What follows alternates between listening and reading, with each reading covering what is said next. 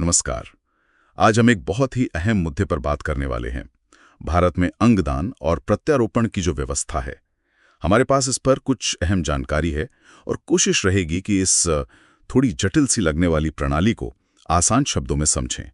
तो शुरुआत करते हैं उस कानून से जो इसकी नींव है, मानव अंग और ऊतक प्रत्यारोपण अधिनियम थॉटा 1994।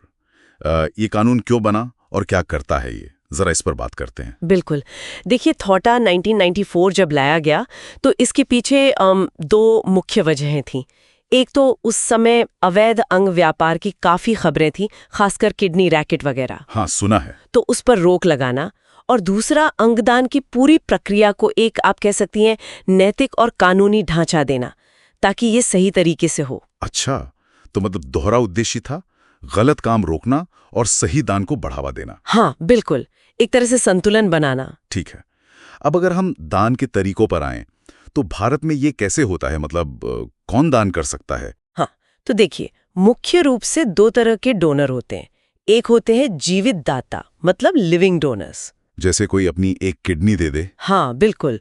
कोई स्वस्थ व्यक्ति अपने जीवन में ही, जैसे आपने कहा, एक किडनी या लिवर का कुछ हिस्सा दान कर सकता है। और दूसरा तरीका है मृत दाता, यानी डिसीज डोनर से दान। ये किसी व्यक्ति की मृत्यु के बाद होता है। ओके। और आमतौर पर कौन से अंग ट्रांसप्लांट होते हैं? सबसे ज्यादा तो किडनी और लिवर, लेकिन इनके अलावा हार्ट, लंग्स, पैंक्रियाज, छोटी आंत, ये अंग भी ट्रांसप्लांट किए जाते हैं। और टिश्यूज भी होते हैं शायद। हाँ, बिल्कुल।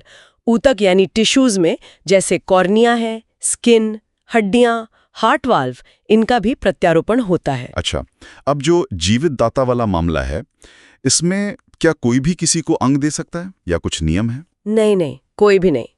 THOTA के तहत नियम काफी स्पष्ट है।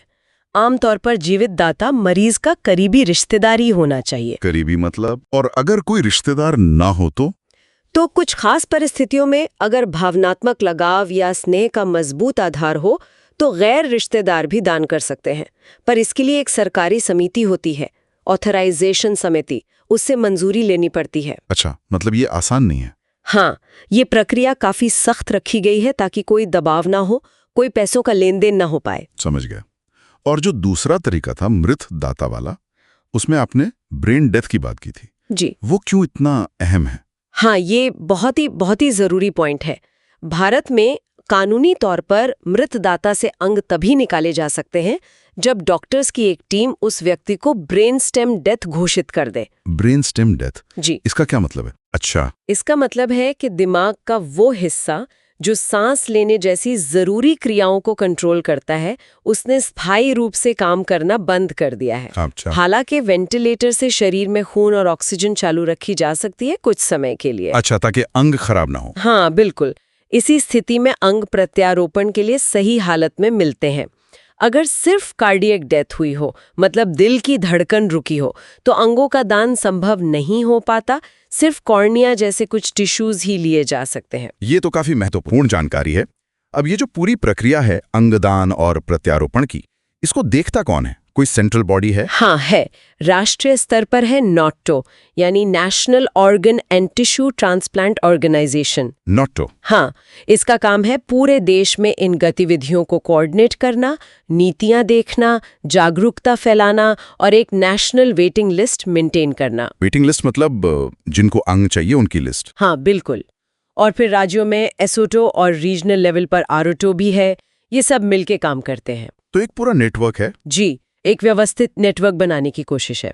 लेकिन इस सब में सबसे जरूरी सवाल, दाता या उसके परिवार की मर्जी, उसका क्या रोल है? वो सबसे ऊपर है। अंगदान पूरी तरह से स्वैच्छिक है।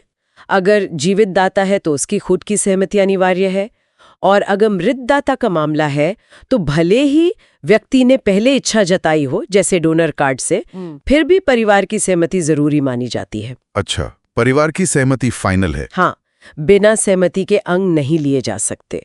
और ये तो हम पहले ही बात कर चुके हैं कि किसी भी तरह की खरीद फरोख्त वो पूरी तरह गैर कानूनी है और सजा भी काफी सख्त है। तो अगर हम संक्षेप में देखें, भारत में अंगदान एक रेगुलेटेड प्रक्रिया है, नैतिक दायरे में रखने की कोशिश है और इसका लक्ष्य जीवन बचाना है।